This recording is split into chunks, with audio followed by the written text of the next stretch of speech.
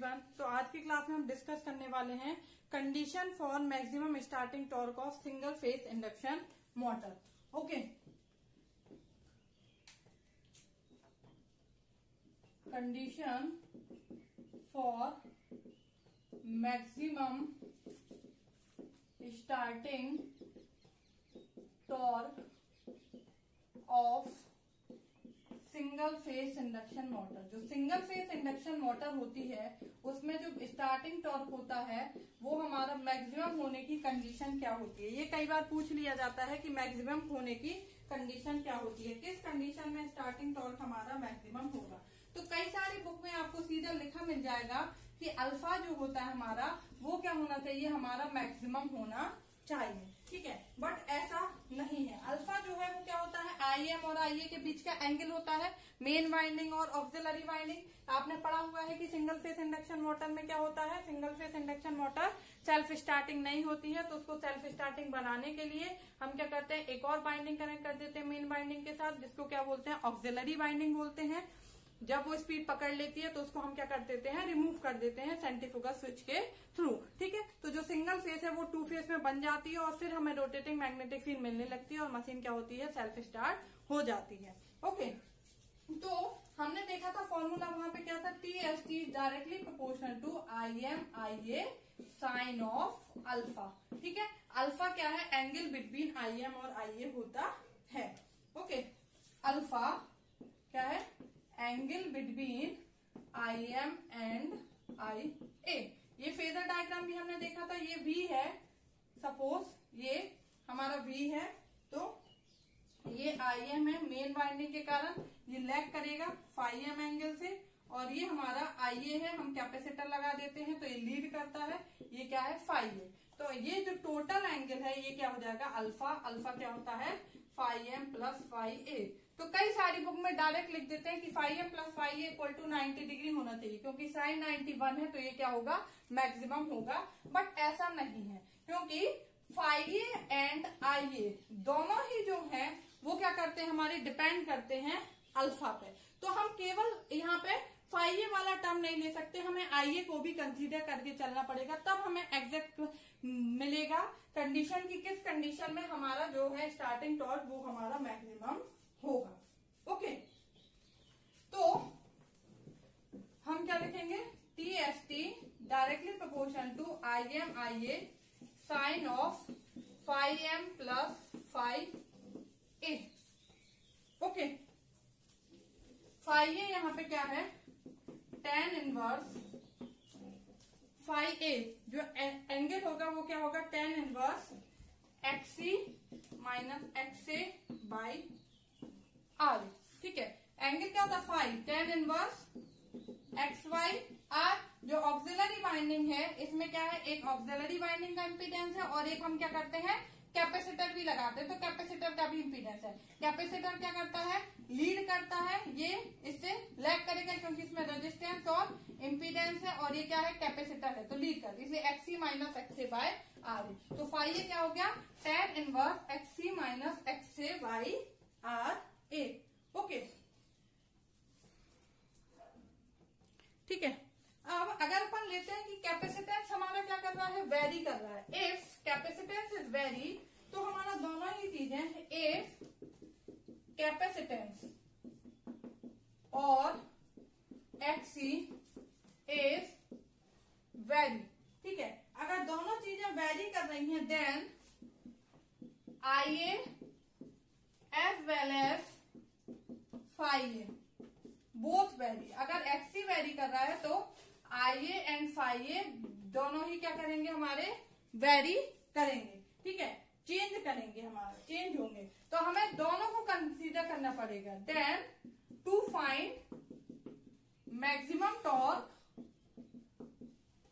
B consider both.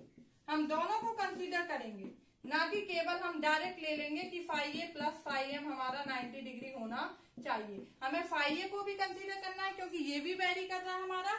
अभी अपन ने देखा φA क्या होता है, tan inverse XC minus XA by RA। तो अगर ये वेरी करेगा तो φA भी वेरी करेगा और IA जो है हमारा वो भी वेरी करेगा, क्योंकि IA क्या है, V बाई Z। और जेड ए में यहाँ पे क्या आएगा, अंडर रूट आर ए का square plus X C minus X A का होल स्क्वायर। तो ये वैरी करेगा तो ये भी वैरी करेगा, तो दोनों को हम लेके चलेंगे। ठीक है, अगर हम वेरिएबल कैपेसिटेंस यूज करते हैं तो एक्सी और फाई ये दोनों वैरी करेगा, तो हम दोनों को लेके चलेंगे। तो T S T is directly proportional क्या है, I A sine of phi M plus phi A. I M को हम क्या लिख सकते हैं, V by Z M, V by Z M. I A को V by Z A into sine of phi M plus phi A. Cos phi क्या होता है, R by Z, cos phi equal to R A by Z A. यहां से अगर Z A निकालेंगे तो क्या होगा, R A by cos of phi A. Okay, यहाँ पे वैल्यू अगर हम रख दें, T S T directly proportional to V square by Z M into Z A की जगह R A into cos phi A into sine of phi M plus phi A. Okay,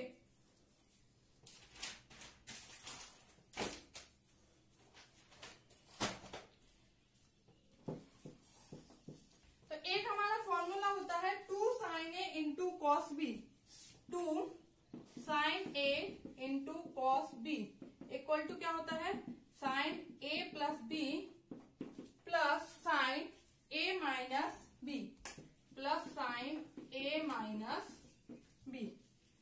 okay, तो ये cos A into, इसको sign A into cos B मान सकते हैं। 2 से ऊपर नीचे मल्टीप्लाई कर दे तो कुछ फर्क पड़ेगा, नहीं पड़ेगा। तो ये फॉर्मूला बन जाएगा 2 sine A into cos B.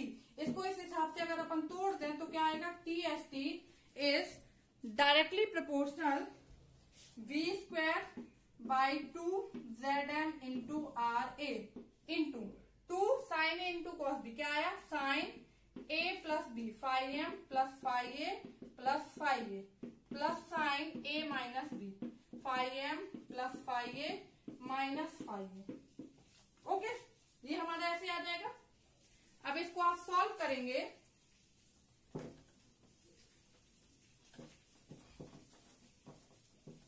तो क्या आएगा हमारा, T S T directly proportional to V square by 2 Z M into R A into sine of phi M plus 2 phi A plus sine of phi M.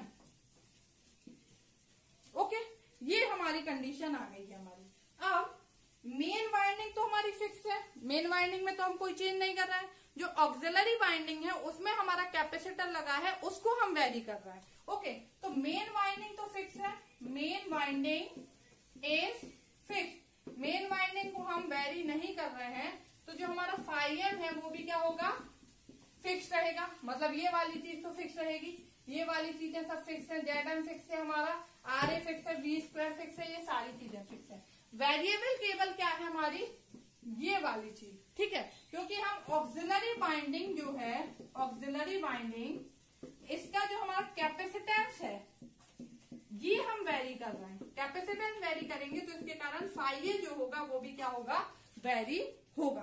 ठीक है, तो ये सारी चीजें फिक्स है। तो ये मैक्सिमम कब होगा, जब ये क्या होगा 90 डिग्री, साइन 90 क्या होता है 1।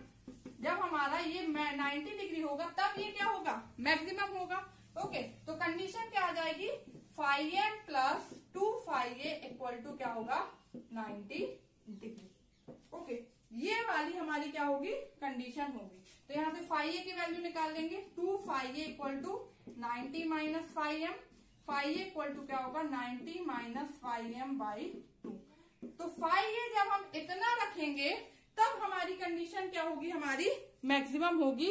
इस कंडीशन में हमें जो टॉर्क है वो मैक्सिमम मिलेगा। तो ये कंडीशन आपको याद रखना है कि phi A equal to 90 minus phi M by 2 रखना है। ठीक है, वरना अधिकांश बुक में आपको सीधा मिल जाएगा phi A plus phi M equal to 90 degree. नहीं, ये गलत है, क्योंकि इस केस में केवल वो फाई ए को लेते हैं, आई ए को छोड़ देते हैं। हमें दोनों चीज लेनी है। अगर एक्स ही वेरी कर रहा है तो फाई ए भी वेरी करेगा, आई ए भी वेरी करेगा। तो एग्जैक्ट कंडीशन हमारी ये है 90 minus phi M by 2। Okay, यहाँ पे फाई एम क्या है, tan inverse X M by R M, और फाई ए क्या है, tan inverse X C minus X A by R A. Okay, तो ये है हमारी maximum condition. Single phase induction motor में अगर स्टार्टिंग टॉर्क मैक्सिमम चाहिए तो उसकी कंडीशन क्या होगी, ये phi equal to 90 minus phi M by 2, ये आपको हमेशा याद रखना है। ओके।